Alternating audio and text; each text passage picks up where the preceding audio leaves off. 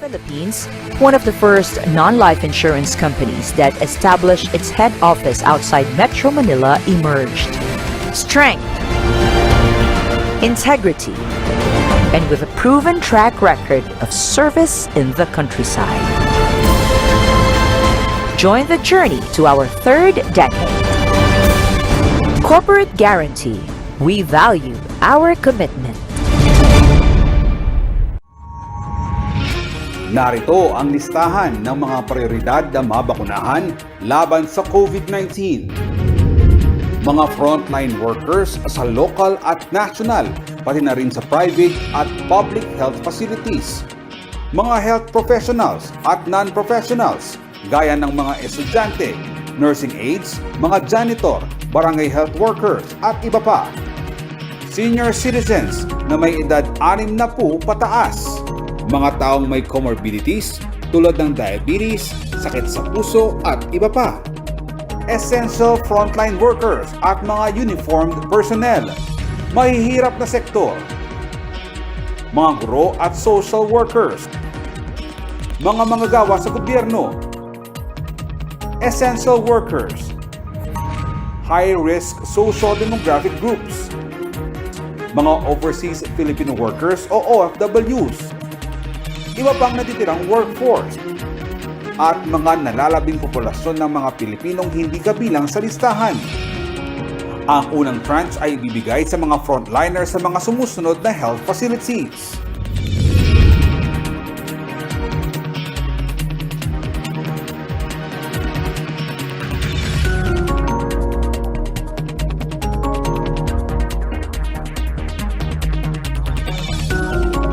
Dahil sa limitadong supply ng bakuna laban sa COVID-19, kailangang maging madiskarte sa pamamahagi nito.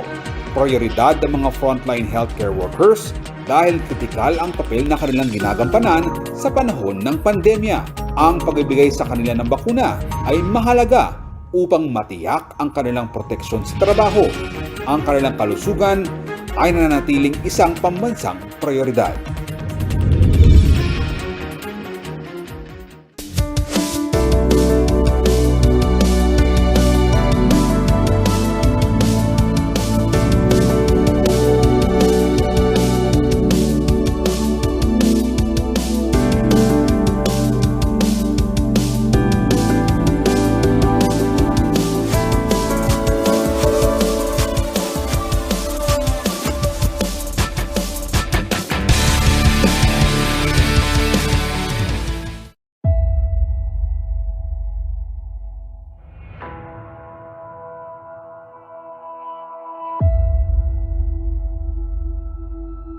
Paklagin niya. Sakatang mati agad eh. Matita naman nga. Makanda. Photographer ko. Gani nung tao, ibisurang susulan. Alakas ka sa bundok! Makasumali ka! Punta ko kari darang bengin yan. Luto lang ano. Sika ako pa na yun. Mag-tricycle driver ko pa. Bro, paulit ng sir dito ang gawa mo. Alam mo.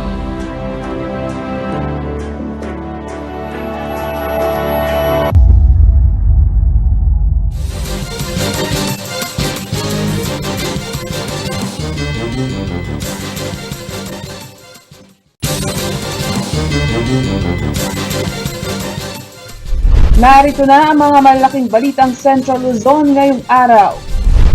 250 million pesos reconstruction budget ng City of San Fernando Old Public Market hindi raw pwedeng ma-realign.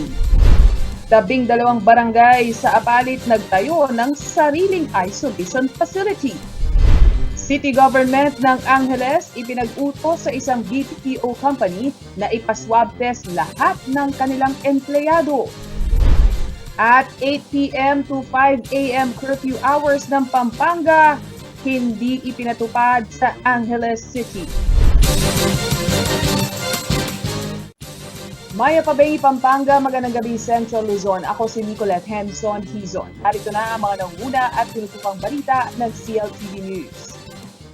Nanindigan ng City Government ng San Fernando, Pampanga na imposibleng ma-realign ang 250 million pesos na inutang ng lungsod para sa rehabilitasyon ng Old Public Market. Pero ang ilang Fernandino nanawagan sa lokal na pamahalaan na mas tutukan ang COVID-19 response ngayong panahon ng krisis. Naritong report ni Rainiel Pawit. Habang patuloy ang paglobo ng kaso ng COVID-19 sa siyudad San Fernando, sinabayan pa ito ng usapin tungkol sa 250 million peso loan para sa rehabilitasyon ng Old Public Market. Kaya naman ang ilang Fernandino na hindi makalabas dahil sa household lockdown binulabog ng batikos ang online world. Ayon sa ilang netizens, tila mas magandang pagtuunan ng pansin ng COVID response at ibuhos ang pondo sa mga pamamaraan na agad matutuldukan ng pandemya. Ang suwestyon na yan ng ilang Fernandino agad sinagot ni Engineer Anel David ng City Engineering Office. Ipinunto ni David na ang 250 million pesos na pondo ay nakapailalim sa isang loan agreement sa Land Bank. Ibig sabihin ang pera ay tanging laan sa naturang reconstruction project ng lumang palengke at hindi maaaring i-realign o magamit sa anumang city projects. Hindi pwede pong ang perang ito ay gamitin natin sa ibang proyekto. Giit din ni Mayor Edwin Santiago na ang panahon ng pandemya ang magandang panahon upang simulan ang proyekto. Depensa niya magiging bahagi umano ito ng economic recovery ng lungsod. Hindi po tayo makakapagbukas ng ekonomiya ngayon hanggang may pandemya. Pero pagkatapos nito, doon pa lang sila mag-uumpisa, tayo po'y tapos na. Dagdag pa ng alkalde, ang syudad ang magbabayad ng naturang 250 million peso loan. Ang syudad po ang magbabayad. Malinaw na ang inutang na halaga ay paghahati-hatian na namang bayaran ng mga taxpayer ng syudad sa loob ng 12 taon. Sa oras na gumulong ang proyekto ngayong taon ay tatagal ito ng 360 days bago tuluyang matapos. Samantala, nagbanta naman si Santiago sa ilang tumututol sa konstruksyon ng palengke. Napag-alaman umano ng LGU na ang ilang pumipigil sa nasabing rehabilitation program ay mga negosyanteng may mga pwesto sa palengke na pinapaupahan sa mas malaking presyo ang kanilang mga stall. Kaya po yung mga nagre-reklamo, inuulit ko po, pache-check ko po ang pangalan nyo. Pag kayo po may awak na mga pwesto na pinare-rent nyo, mananagot po kayo. Base sa mga impormasyong hawak ng LGU, may ilang stall owners ang nagbabayad lamang ng 800 pesos kada buwan at pinarerentahan ng pwesto ng 10,000 pisos sa ibang tindero at tindera. Giit ng alkalde, maayos ang COVID-19 response ng syudad. Ito'y sa kabila ng paglobo ng aktibong kaso sa bilang na 729 nitong April 15. 105% occupancy rate ng City Isolation Facility at punuan ng mga ospital. Rainiel Pawid, CLTV News. Sa paglobo ng kaso ng coronavirus sa Pampanga, kaakibat nito ang mas malaking pangangailangan sa mga pasilidad na tututok sa kondisyon ng mga COVID-19 positive patient at kanilang mga close contacts. Kaya naman sa bayan ng Apalit, nagtayo na sila ng temporary isolation facility sa bawat barangay. Ang detalye sa ulat ni Rainiel Pawit. Dahil sa upward trend o papataas na bilang ng COVID-19 cases sa Pampanga, unti-unti na ring nagiging punuan ang karamihan sa mga isolation facility. Kamakailan lang inanunsyo ng City Health Office ng San Fernando na naabot na ng kanilang isolation facility sa Barangay San Isidro ang maximum capacity nito. Ganyan na ang pangkaraniwang sitwasyon sa ilang bayan at syudad sa lalawigan. Kung kaya't ang ilang LGU kanya-kanyang diskarte na rin upang matugunan ang suliranin sa pasilidad. Tulad na lamang sa Apalit na nagtayo ng isolation facility ang bawat barangay. Itinayo ang mga temporary isolation facility sa mga paaralan at multipurpose building. Para po i-accommodate tala pa samantala din yung kakatamong COVID positive, asymptomatic, ne? At deta po nga close contacts na purang pamilya para iwasan ta na po itang pamihawa-hawara. Kaya po kami, required na kami po, king barangay, magkaroon makanining pasilidad. Sa Barangay Sukad, all set na ang kanilang pasilidad na may 6-bed capacity. Alinsunod na rin sa itinakdang standard ng Department of Health, mayroon itong partition na gawa sa plastic, proper ventilation at regular din ang disinfection sa loob at labas ng facility. Sa barangay Kansinala naman, isang school ang kanilang kinonvert upang maging isolation facility. Gaya ng sa lahat ng barangay, prioridad na maging malinis ang mga isolation facility, hindi lamang para sa kapakanan ng mga pasyente bagkus ng lahat ng residente. As of April 15, 2021, umakyat na sa 419 ang confirmed COVID-19 cases sa bayan. 76 sa bilang ay aktibong kaso, 30 ang namatay at 313 ang recovered o gumaling na. Rainiel Pawid, CLTV News. Sa pagbabalik ng CLTV News, City Government ng Angeles ipinag-utos sa isang BPO company na ipaswab test lahat ng kanilang empleyado. At 8 p.m. to 5 a.m. curfew hours ng Pampanga, hindi ipinatupad sa Angeles City. Magbabalik ang CLTV News.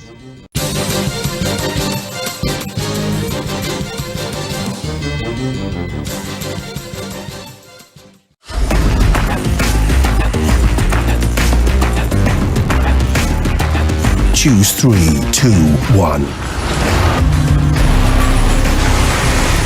Or what about choose your world? Choose the X1.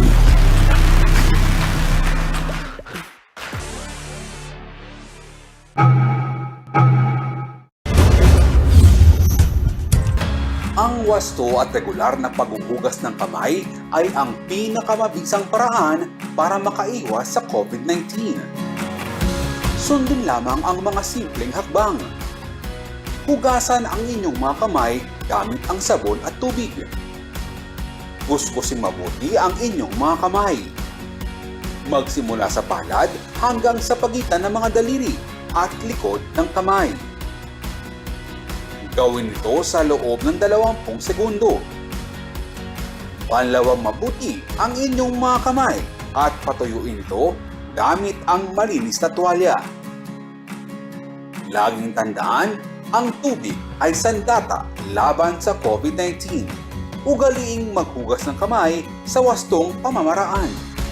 Ang paalalang ito ay hatid sa inyo ng Prime Water.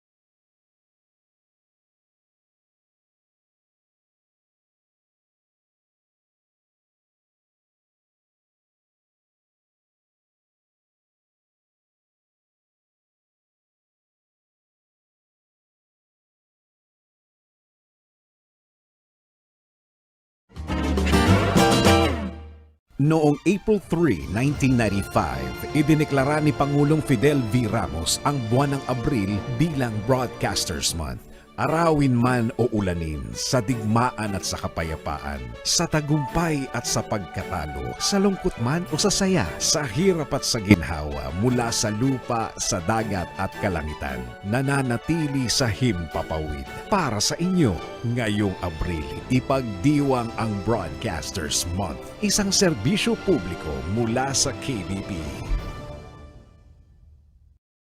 In the next episode of Business Unusual, let's talk numbers and financial management amid this economic state with ABNC partnership firm owner, Mr. Marco Nang. Meron bang specific challenges or impact yung COVID, yung pandemic sa inyo, sa inyong business? Some of the businesses that we handled needed to be closed. It really killed the livelihoods of a lot of my business clients here. Of course, businesses such as funerals and crematoriums are earning a lot right now.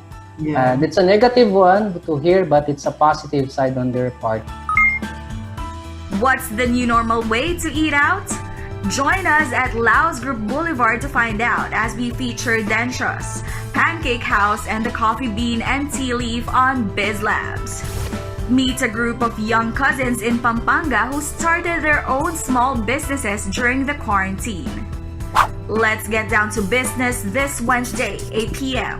Tune in to CLTV 36 or catch our live simulcast on our official Facebook accounts. Business Unusual with Sonia P. Soto, only here on CLTV 36.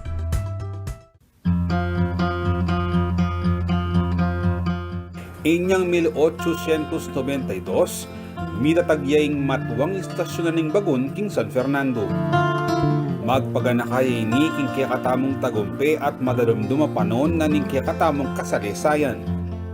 Inyang 27 ng Hunyo, 1892, Kenya tinipa ni Dr. Jose Rizal bang pakikita na lading Kapampangan ay ayabe na king La Liga Filipina. Kenya mo naman mayari indinalan at 2 kilometro ang marcha na ning kamatayan o Death March karing Pilipino at Amerikanong bilanggo ning Kadwang Gyerang Mundial at sinuko king pangabagsak ning Bataan inyang banwang 1942.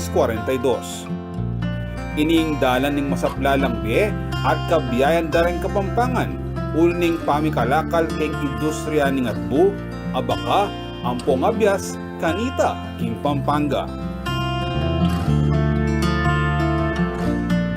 Mapalyaring darang nga do, subiyang miye at pasibayo lang mituglong, reng industriya na ng Central Luzon king Manila, kahamilatan na ng tren o dalang bakal.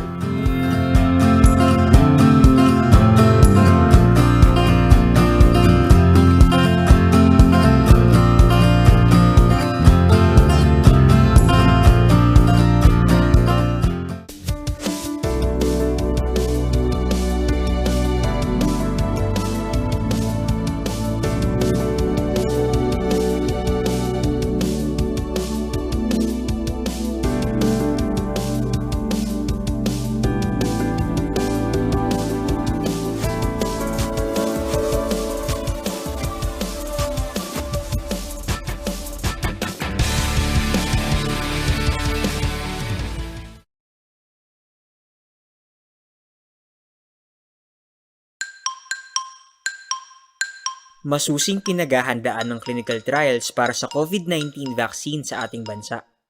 Kasabay nito, ang pagsisikap natin na maibahagi sa mga tao ang tamang impormasyon tungkol dito. Matatanda ang sinimula naming ipaliwanag ang proseso ng clinical trials sa unang serye ng ating explainer videos. Kung hindi nyo pa ito napapanood, maaari nyo itong i-access gamit ang link na ito. Ngayon naman, dadako tayo sa regulatory stage o paano pinahihintulutang bilhin at gamitin ng bakuna sa COVID-19.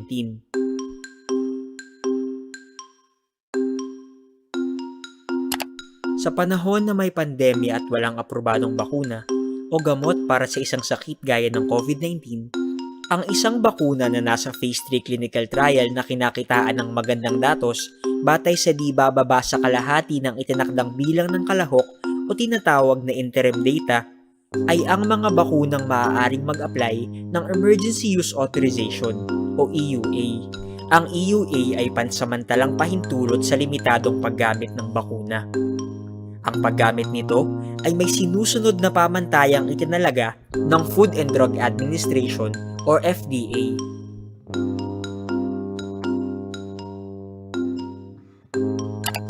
Bagamat mayroon ng mekanismo sa pagbibigay ng EUA, mahalagang ipagpatuloy pa rin ang pagsasagawa ng phase 3 clinical trial ng mga bakuna. Sapagkat, una, mabibigyan lamang ng Certificate of Product Registration o pahintulot na maibenta sa publiko ang isang bakuna kung may kumpleto na itong datos ng phase 3 clinical trial. At pangalawa, maaaring bawiin ng FDA ang EUA sakaling magkaroon ng tinatawag na serious adverse events bilang resulta ng pagbabakuna.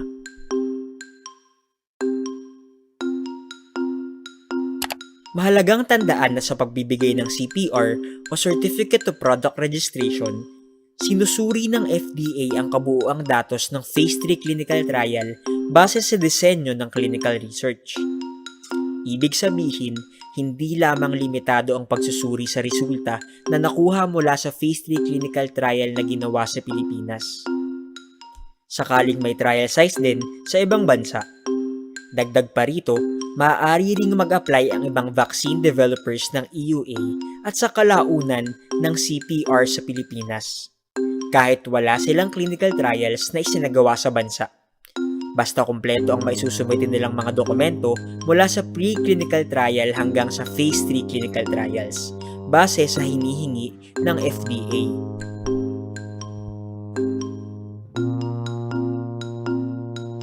Ang FDA lamang ang may kakayahang magbigay ng EUA at CPR sa bakuna. Matapos nitong suriin ang mga resulta ng clinical trials upang siguruhin na ang bakuna ay ligtas at epektibo ayon sa nararapat na scientific standards. Patuloy tayong maging maalam at mapagmatsyag. Abangan ng iba pa naming updates tungkol sa COVID-19 vaccine trials sa official channels ng Department of Health at Department of Science and Technology. Res Bakuna, kasangga ng bida. Sama-sama tayo sa Bida Vaccination. Luis Tarok, ing mapanwaluda ring malukang ortelano at obrero. Bibay tiyaking San Luis, Pampanga. Inampang neing kayang biye, pang sumaw pat sumuyo kareng kalulu at duhagi. King kaduang gerang mundial, supremo yang menimu na king revolusyonaryong hukbalahap, ing hukbong bayan laban king Hapon. Kapamila taning liderato na, reng mga rakala baryo-baryo ning Tarlac-Ampong, Pampanga. Lubos lang ikapos king gobyernong Hapones, bayo lapatindang ding Amerikano pa si bayo. Ay ba't na ning gera, di nagalya at menyang buya bilang kongresista da reng talapagobra.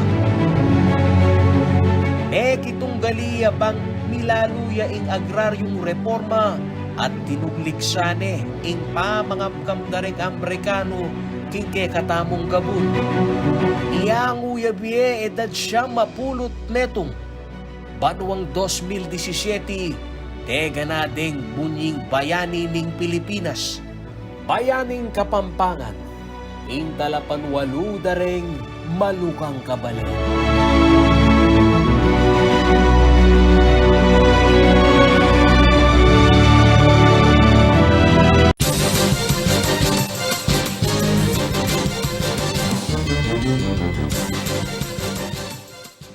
Nagbabalik ang CLTV News at sa iba pang mga naunang balita. Obligadong ipaswab test ng isang BPO company ang lahat ng kanilang mga empleyado matapos makatanggap ng impormasyon ang Angeles City Health Office na hindi naging totohanan ang commitment ng kumpanya sa pagsailalim sa RT-PCR test ng mga close contact ng mga empleyadong nagpositibo sa COVID-19. Narito ang report. call center hub na maituturing ang Clark Economic Zone. At sa tabi ng isang malaking mall, dito kalamitan, nakaistasyon ang ilang BPO company. At nito lamang gabi ng April 15, kinumpirma ni Angeles City Mayor Carmelo Pogi Lasatin Jr. ang temporary closure order sa VXI Global Solution. Iyon ay dahil sa insidente ng local transmission nitong April 10 kung saan 27 ang nagpositibo sa COVID-19. 8 dito ay taga Angeles City at 19 ay mula sa ilang bayan ng Pampanga. Sa panayam ng CLTV News Team sa telepono kay Angeles City Mayor Carmelo Pogi Lasatin, may misdeclaration sa bilang ng mga empleyadong isinailalim sa testing ng naturang kumpanya. So that's why we opted to close it down.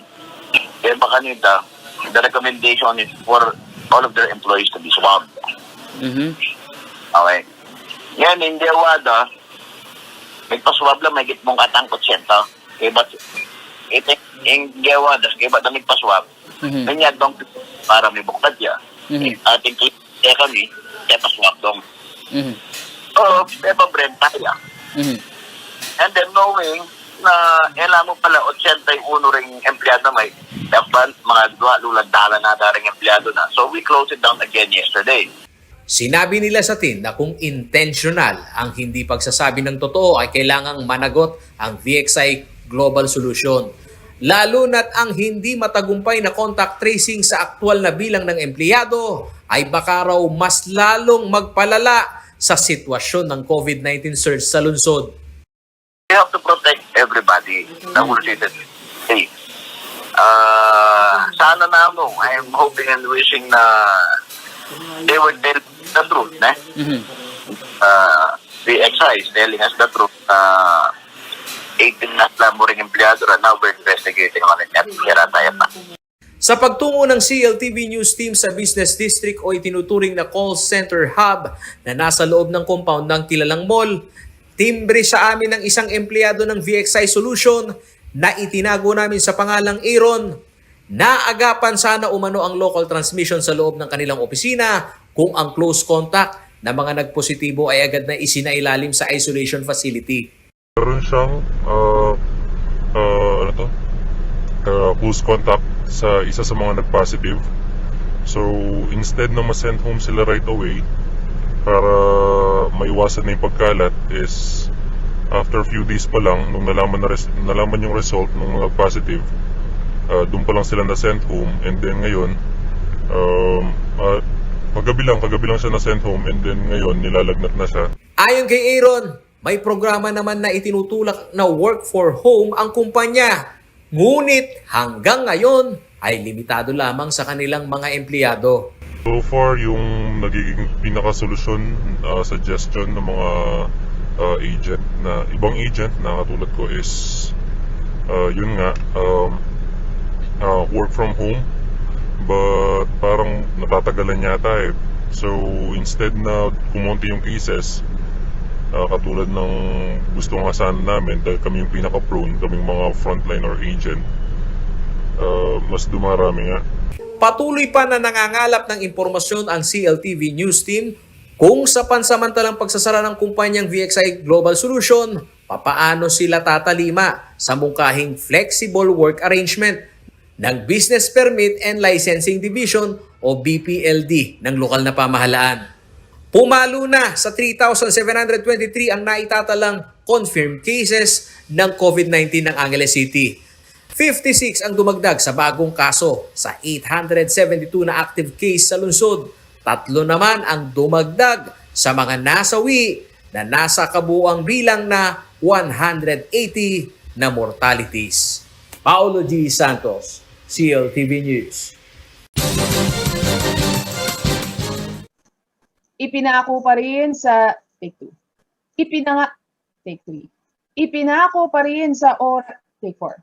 Ipinako pa rin sa dating oras na alas 10 ng gabi hanggang alas 5 ng umaga ang curfew hours sa siyudad ng Angeles kumpara sa umiiral ngayon na curfew hours ng Pampanga na alas 8 ng gabi hanggang alas 5 ng umaga. Iba raw kasi ang economic activity ng lungsod at nangangailangan ng mas mahabang oras sa gabi.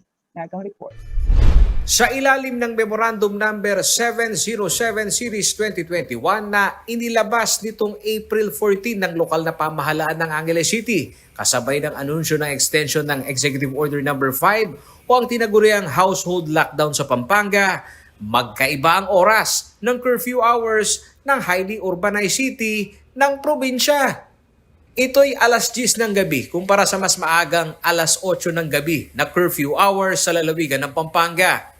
Ang katwiran ng alkalde ng lungsod na si Mayor Carmelo Pogi Lasatin Jr., ang uri ng essential business industry sa lungsod ay nangangailangan ng mas mahabang oras sa gabi.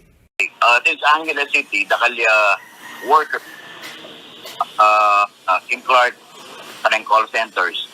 So itang time sa global po rin pamanulida. Siganda ng gay para naman lugo makanon sa masisita. Hindi rin umano maihahambing ang pangangailangan ng syudad ng Angeles sa estado ng mga kalapit na bayan na may ibang klase ng lokal na ekonomiyang ginagalawan. We have to consider our economy na dapat the economy should keep on going. Idinipensa rin nila sa TIN na may konsultasyon ito sa kanilang COVID-19 Response Council na pinamumunuan ng mga doktor ang paghihigpit ng quarantine protocol. Tulad ng suspension hanggang April 30 sa mga health fitness center, gym, sports club at kids amusement park. Karata mo at din naman etamo premo ko lang din yung gyms and pump bars. Uling kasing social distancing medyo magkasakit ang bagay ka makanyang ka essential. Dining bar training gym adaring doctors tamo. Naitaas naman sa 50% capacity ang dine-in setup ng lungsod. At ang religious gathering o kapasidad ng simbahan ay nililimitahan sa 30%.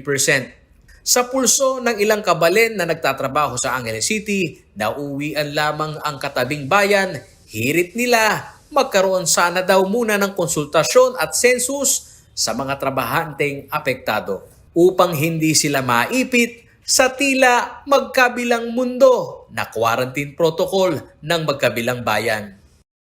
Sita po kami. Ano na po ginagawa ninyo? Bali, ginagawa lang namin. Liligpitin na lang po namin. O kuya, ligpit nyo na yan. Curfew hours na. Yun na po. Bali, yun. Wala na kami magawa, sir. Dahil utos ng gobyerno. Kaya sana magbigay pa rin sila ng kahit yung bigas lang. Paulo G. Santos, CLTV News. At yan ang mga balita ang nakakalap ng CLTV News. Para sa kanagdagan pang detalye, maaari niyong i-follow ang aming social media pages at CLTV36 Official, at CLTV36 News, at CLTV36. Kung nais nyo ang balikan ng mga programa ng CLTV, maaari niyong bisitahin ang aming YouTube channel at CLTV36 Official at ang aming website, www.cltv36.tv. Kasama ang buong puwersa ng CLTV News and Current Affairs. Ako si Nicolette Henson Hizon. Maraming salamat at magandang gabi.